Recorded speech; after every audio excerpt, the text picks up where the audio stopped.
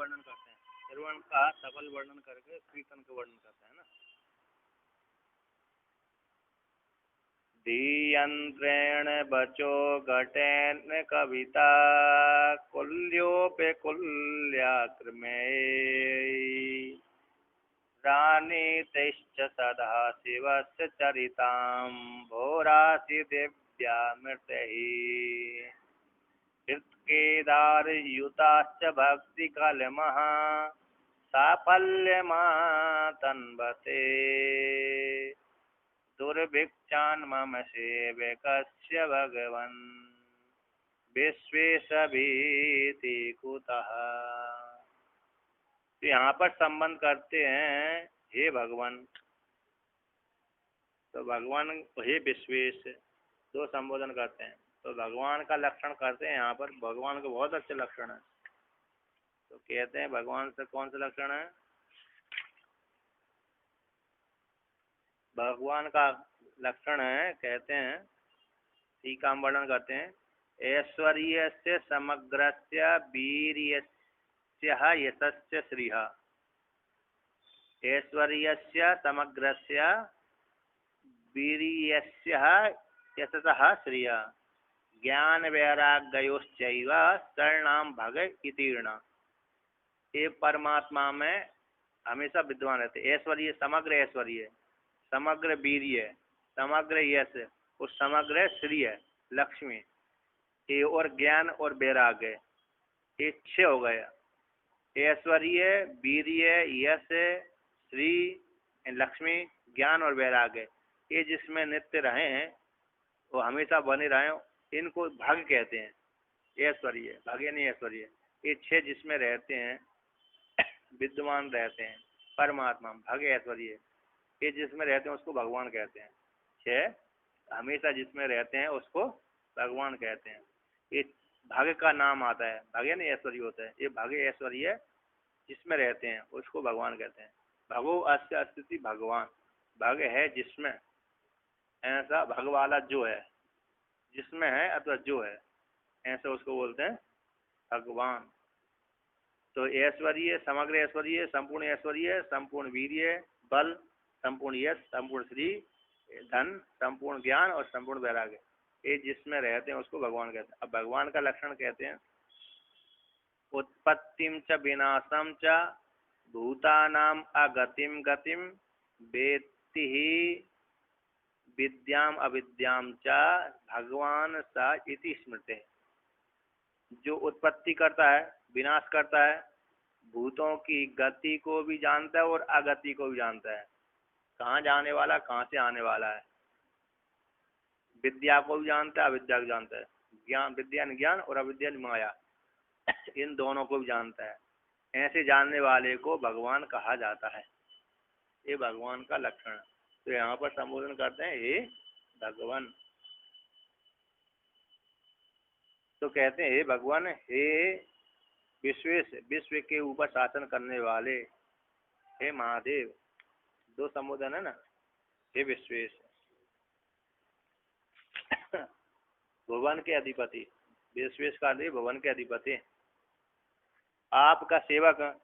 कहते हैं हे भुवन, हे भोलेनाथ, मैं आपका, मम सेवक है, मैं जो आपका सेवक हूँ, ऐसे मुझ सेवक को भिक्षा, दुर्भिक्ष से क्या डर लगेगा। मैं ऐसे भगवान का सेवक हूँ, ऐसे मुझ सेवक को दुर्भिक्ष पड़ भी जाए, क्या पड़ जाए, दुर्भिक्ष, अकाल पड़ भी जाए, उस अकाल से मेरे को भय नहीं है। कैसे भय होगा, क्यों भय नहीं होगा? क्योंकि मैं इस भगवान के द्वारा, इस भगवान का भक्त हूँ। तो मैंने कौन सी भगवान का भक्त जो है, भक्त है, उसने कौन सी भक्ति करी जिसके द्वारा उसको दुर्भिक्ष का भी भय नहीं है, अकाल का भी भय नहीं है। तो कहते हैं धी यंत्रेण बचो घटेन कविता। धी यंत्र, धीर, जैसे पहले पहाड़ क्षेत्र होते ना, पहाड़ क्षेत्र में व्यक्ति खेती करता है, छोटी छोटी क्यारी में भी खेती करता है। जैसे जिसका छोटे छोटे खेत हैं, कोई बड़े बड़े खेत हैं, वहाँ तो इतना बड़ा कार्य नहीं कर सकता, किंतु जिसके छोटे छोटे खेत हैं, पहाड़ों पे है और छोटा खेत है, तो उसमें व्यक्ति अपने हाथों से पानी डाल देता है। जैसे नदी किनारे जो पौधे लगाते हैं ना, सब्जी आदि, तो वो क्या करते हैं, पहले जैसे अभी तो यंत्र के द्वारा डालते हैं, पहले जो बड़े यंत्र नहीं थे, मतलब हाथ के द्वारा डाल देते, कुछ नाली आदि के माध्यम से डालते हैं। जैसे पहाड़ों पे पानी ले जाते हैं ना, नाली बना दी, एक नाली से हजारों, तो 1 किलोमीटर 2 किलोमीटर 3 किलोमीटर ले जाते हैं। पहाड़ है ना, पहाड़ से नीचे नीचे पानी आएगा, तो नाली के माध्यम से वो ले आते हैं। अभी भी लाते हैं पहाड़ों में, तो अभी भी लाते हैं, नाली के माध्यम से पानी लाते हैं। जहाँ पर पाइप भी लगाते हैं, बहुत जगह पाइप लगाने की जरूरत नहीं रहती, ऐसे ही आ जाता है टपक, क्योंकि ऊंचे से नीचे से अपने आप ही आता है, तो नाली के माध्यम से लगाते हैं। तो यहाँ पर जैसे खेती करी, हम इस बगीचा लगाया, बगीचा में पानी लेंगे देंगे, तो वहाँ पर कैसे ले जाएं बार बार, तो कुआं खोदा, कुआं के पास में हमने खेती लगा दी। अब कुआं खेती लगा दी पास में, कुआं के पास में, तो हमने कुएं से जल निकाला, तो क्या से, तो कुएं से लगा बुद्धि रूप यंत्र बनाया। तो जैसे कुएं में से पानी खींचे ना, घरट से बोलते हैं, क्या बोलते हैं उसको, रहट है ना, तो रहट आपने घरट, वो घरट लाया, रहट लगाया है, रहट बोलते हैं ना, घर्षण करने वाला, खींचने वाला। तो उस बुद्धि रूप यंत्र बनाया हमने, खींचने वाला बनाया, जिसमें घरट बनाया, उसमें उसके ऊपर हमने वाणी रूप घट डाल दिया। क्या डाल दिया, बुद्धि रूप यंत्र बनाया, उस यंत्र के द्वारा हम खींचते हैं। तो उसमें क्या घट कौन से बनाया, घट किसका, सोने चांदी का बनाया, किसका बनाया, तो वाणी रूप हमने घट बनाया। हमारी जो वाणी है, वाणी रूप हमने उसको घट बना लिया। वो घट को, उस घट के माध्यम से जल ले जाएंगे, तो जल कहाँ ले जाएंगे, क्यारी के माध्यम से हम बगीचा में, साग सब्जी में ले जाएंगे, धान में ले जाएंगे। तो कहते कविता कुल्य उपकुल्य क्रमय, कविता रूप जो कुली है, नालियां है, छोटी छोटी नालियां, बड़ी नालियां, उन बड़ी छोटी छोटी कविता है ना, कविता मतलब वेद शास्त्र पढ़ना, कविता का अर्थ कर दिया कबीर भाव, कवि साहित्य, कविता है साहित्य, भगवान का चरित्र है। कौन सा है, भगवान का चरित्र है, पुराण है, कविता है, साहित्य है इत्यादि, जिसमें भगवान की चर्चा की जा रही हो। तो ऐसे ही कविता रूप जो उप ग्रंथ आदि, पुराण आदि जो ग्रंथ है, उसको हमने कविता रूप क्यारी बना दिया। क्या बना दिया, क्यारियां बना दिया। उस क्यारी के माध्यम से जल ले जाते हैं, तो इसके माध्यम से हमको भक्ति होने लगती है। पुराण आदि के श्रवण करने से, स्मृति के श्रवण करने से, वेद के श्रवण करने से क्या होता है, हमको भगवान के प्रति झुकाव होता है। तो हमने वेद पुराण रूप, वेद पुराण कविता साहित्य आदि रूप जो क्यारियां हैं, और क्यारियों की छोटी छोटी क्यारियां हैं, ग्रंथ आदि अन्य अन्य ग्रंथ है ना जो भगवान संबंधी है, ऐसे ग्रंथों के रूप में कुल क्रमों के द्वारा नाल, छोटी छोटी बड़ी बड़ी नालियां रूप ग्रंथों के माध्यम से हम जल लेके आते हैं। आ नहीं तय, तो कहते लाए जाते हैं वो जल, उन क्यारियों के माध्यम से, नालियों के माध्यम से, छोटी बड़ी नालियों के माध्यम से खेत में ले जाते हैं। तो लाई जाती है, ले जाते हैं।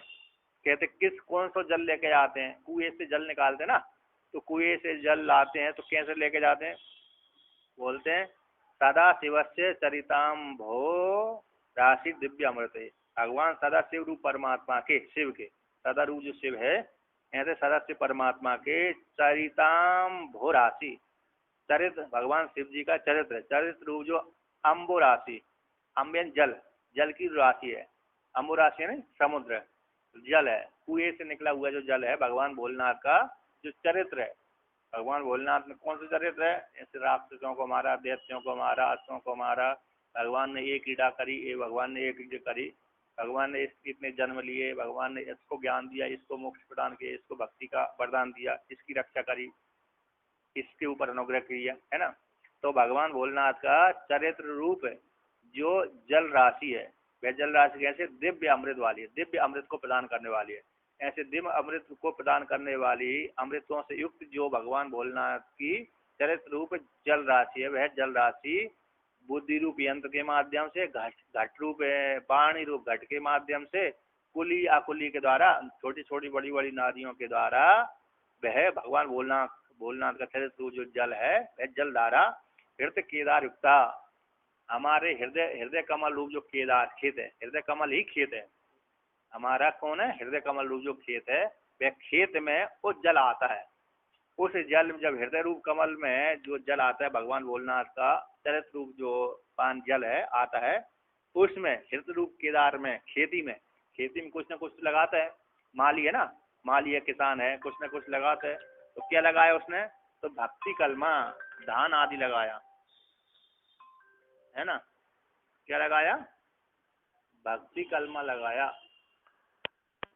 तो यहाँ पर क्या हो गया, तो वहां से भक्ति रूप जो हृदय रूप केदार है, हृदय ही हमारा केदार है, क्षेत्र है ना, उसमें हमने, उसमें क्या लगा दिया किसान ने, खेती, जो किसान है, खेत माली आदि है, उसने भक्ति रूप कलमा लगा दिया। भक्ति रूप है, भक्ति ही कलमा है, भक्ति कैसी है, कलमा है। धान, चावल, अरे गेहूं भी हो गया, चावल भी हो गया, टमाटर आदि भी हो गया, सब्जी हो गई, जो जो ये रंग बिरंगी सब्जी आदि है ना, धान आदि हो गए। तो भक्ति रूप जो कलमा है, भक्ति रूप धान है, हृत रूप केदार में भक्ति रूप जो धान है वो अच्छी प्रकार से साफल्यम विस्तार, साफल्यम आतनवते, विस्तार को प्राप्त हो रही है। जब पानी मिलता है ना, ऐसे हमने खेती लगाई तो साधारण यदि बो दिया, पानी नहीं बरसा, जल नहीं बरसा, तो सामान्य खेती होगी, सामान्य फसल होगी। जब उसमें पानी डाल दिया तो दुगनी तिगनी हो जाएगी, है ना। साफल्य फल वाली हो जाएगी, साफल्य यानी फल वाली, यानी बड़े बड़ा बीज लग गया उसमें, बड़ी बड़ी, जहाँ छोटी वाली लगती तो वहाँ पर बड़ी बड़ी वाली लग गई। तो साफल्य जो फल वाली है ना, सफलत्व आतनवते, विस्तार को प्राप्त हुई, अर्थात हमारी खेती बहुत अच्छी, कैसे, बहुत अच्छी हो गई, बहुत फल देने वाली खेती हो गई। क्यों, हमने शिव रूप जो भगवान भोलेनाथ के चरित रूप जो जल है, उस जल को हृदय रूप खेत में डाल दिया। उससे डब खेत रूप भगवान हृदय रूप खेत में शिव जी का चरित रूप जो जल डाल दिया, उस जल को डाल देने से हमारी जो भक्ति रूप धान है, सब्जी है, विस्तार को प्राप्त हुआ, तो बहुत बड़ी बड़ी हो गई, फैल गई, साफल्यवती हो गई। अब जब साफल्यवती हो गई और है ना, फल वाली हो गई, हमको तो फल दे दिया उसने, भक्ति ने, भगवान शिव जी के चरणामृत रूप अमृत के माध्यम से हमको वो हमारी धान रूप खेती फल वाली हो गई, अर्थात हमको खूब धन की प्राप्ति हो गई, खूब यानी धान आदि प्राप्त हो गए। किंतु अन्य व्यक्तियों के पास में अकाल पड़ गया, है ना, दूसरे देश, दूसरे व्यक्तियों के पास में क्या है, अकाल पड़ गया, क्योंकि उन्होंने शिव जी के चरित रूप अमृत रस का अपनी खेती में उगाया नहीं, पानी नहीं दिया, जिससे उनकी खेती उगी नहीं, अकाल पड़ गया। तो अकाल पड़ जाने से उनके अकाल का जो भय है हमको कैसे होगा, उन लोगों को तो भय होगा, हम क्या खाएंगे क्या नहीं खाएंगे, क्योंकि उनकी खेती नष्ट हो गई, क्योंकि उन्होंने जल नहीं दिया, बारिश नहीं हो। किंतु हमने शिव जी के चरित रूप जो जल राशि है अपने खेत में डाल दिया, अपने खेत में डाल, हृदय रूप खेत में डाल देने से हमारी जो धान है खूब परिपक्व हो गई, खूब बढ़ गई, परिपक्व हो गई, खूब फल की प्राप्ति हो गई। तो फिर हमको उससे दूसरे व्यक्तियों के पास में अकाल पड़ गया, है ना, दुर्भिक्ष पड़ गया, उससे हमको वह नहीं होने वाला। इस प्रकार से अर्थात हमेशा सेवक का है, मुझ सेवक का दुर्भिक्ष से कोई वह नहीं हो सकता। क्यों नहीं हो सकता, क्योंकि मैं भगवान भोलेनाथ की भजन करता हूँ। तो भजन रूप भगवान भोलेनाथ के अमृत जल का मैंने पान कर लिया, तो अमृत जल का पान कर लेने से मेरी भक्ति रूप जो फसल है बहुत अच्छी रूप से पक रही है, इसलिए मेरे को जरूरत है, मेरे को भाई की जरूरत नहीं है, भाई मानने की जरूरत नहीं है, क्या होगा क्या नहीं होगा, मेरे बाल बच्चे आदि क्या होंगे, क्या खाएंगे, है ना, इसकी जरूर चिंता करने की जरूरत नहीं है। इस प्रकार से आदिगुरु शंकराचार्य भगवान ने भक्ति को माध्यम बनाकर शिव जी की स्तुति करी, है ना। जैसे भक्ति है ना, सगुणस्य व निर्गुणस्य व बोधकस्य शब्दस्य उच्चारणम कीर्तनम, श्रवण का फल सफल वर्णन है, कीर्तन, कीर्तन का लक्षण किया था। तो सगुण का हो अथवा निर्गुण का, सगुण का बोधन करने वाला शब्द उच्चारण करें अथवा निर्गुण का बोध कराने वाला शब्द का उच्चारण करें, दोनों को उच्चारण क्या कीर्तन कहलाता है। ये वहाँ पर न्याय रत्नावली में या न्याय दिया होगा, है ना, ग्रंथ का नाम है न्याय रत्नावली, ग्रंथ का नाम। तो सगुणस्य व निर्गुणस्य व बोधकस्य शब्दस्य उच्चारणम कीर्तनम, ये कीर्तन का वहाँ पर लक्षण किया था। सगुण का अथवा निर्गुण का बोध कराने वाला शब्द का उच्चारण कीर्तन कहलाता है। शब्द सगुण परमात्मा का बोध कराए अथवा निर्गुण, जैसे श्री महिमा में आया समस्तम व्यस्तम स्वाम गृहणाति ओमिति पदम, समष्टि रूप से भी ओम आपको ग्रहण करता है, व्यक्ति रूप से भी आप ओमकार आप ही को बोध कराता है। समष्टि रूप से आप निर्विशेष परमात्मा के डायरेक्ट बोध करा देता है। और व्यक्ति रूप से ब्रह्मा विष्णु महेश, आकार उकार मकार ब्रह्मा विष्णु महेश है इस प्रकार से। और आप फैक्टोरियल उस ब्रह्मा विष्णु महेश रूप जो ओमकार है वे आप में लीन हो जाता है, इस प्रकार से बोध कराता है। तो सगुण रूप से निर्गुण रूप से जो शब्द है उच्चारण किया जाता है। सगुण परमात्मा को बोध कराने वाला शब्द उच्चारण करें अथवा निर्गुण परमात्मा को बोध कराने वाला शब्द उच्चारण करें, उन दोनों से आपका उच्चारण ही होता है, आपकी भक्ति होती है, आपकी कीर्तन होती है। एक कीर्तन का लक्षण करें आता है। इससे दोनों के बोध कराने वाला शब्द कीर्तन कहलाता है। परमात्मा संबंधी जो शब्द उच्चारण कहते हैं वो कीर्तन कहलाता है। ऐसा कीर्तन का लक्षण वर्णन किया। कीर्तन के विषय में एसाम श्रीमद यशोदा सुत पद कमले नास्ति भक्तिर्नराणाम एसाम आभीर कन्या प्रिय गुण कथने नानुरक्ता रसज्ञा एसाम श्री कृष्ण लीला ललिते रसकथा सादरौ नैव कर्णौ दिक्तान दिक्तान दिगेतान कथयति सततम कीर्तनस्थो मृदंगा। है ना। जिन लोगों का श्रीमान यशोदा के सुत भगवान कृष्ण भगवान उनके चरण कमलों में जिसका भक्ति नहीं है, जिन मनुष्यों की ऐसा नराणाम जिन नरों की भक्ति भगवान भोलेनाथ के चरण कमलों में नहीं है।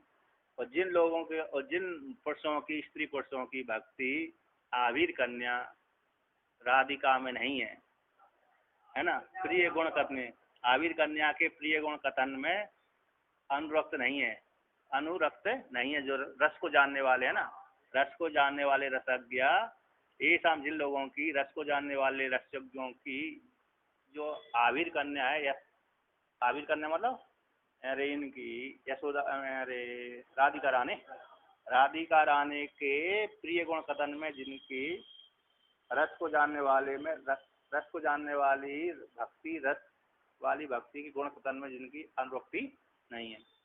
रस को जानने वाले होते हैं ना रसज्ञ, ऐसे रस को जानने वाले तो उनकी तो उसमें गुण कथन में प्रवृत्ति होती है, किंतु रस जो रसज्ञ नहीं है, रस को जानने वाले अनुरक्त नहीं है। अतः राधिका के गुण कथन में रस में गाने राधिका कैसी है, रस की खान है ना, तो उनमें अनुरक्ति जिनकी नहीं है, जिन स्त्री पुरुषों की अनुरक्ति नहीं है, फिर ये गुण कथन में अनुरक्त नहीं है। रस को जो जानते हैं वो तो अनुरक्त हैं, जो रस को नहीं जानते वो अनुरक्त नहीं है, जिनकी नहीं है।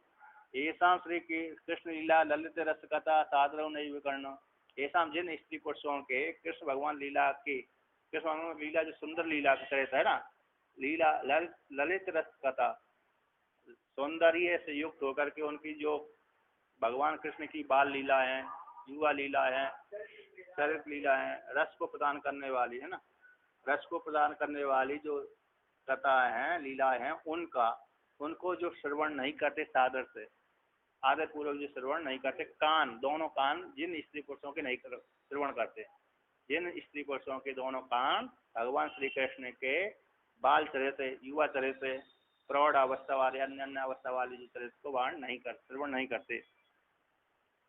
तो और कहते हैं ऐसे व्यक्तियों के लिए अथवा रस को जानने वाले रसज्ञ है ना, रस को जानने वाले, तो यहाँ पर कहते रसज्ञ का अर्थ कर दिया। रस को जानने वाले क्या कहते हैं, रस वाले कहते हैं कि जो कीर्तन करते हैं ना, कीर्तन में मृदंग आदि बजाते हैं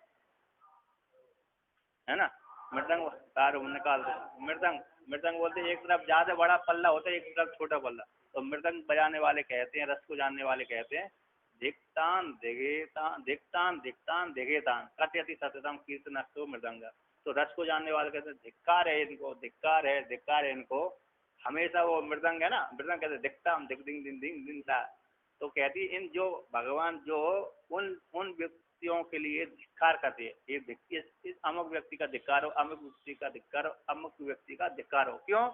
क्योंकि वो तो भगवान भोलेनाथ के चरण कमलों की भक्ति नहीं करते, और राधिका रानी के उन्होंने रस प्रभाव किया है, तो राधिका रानी के गुण कथन प्रिय गुण कथन का वर्णन नहीं करते, उनमें अनुरक्त नहीं है, गुण कथन में अनुरक्त नहीं है।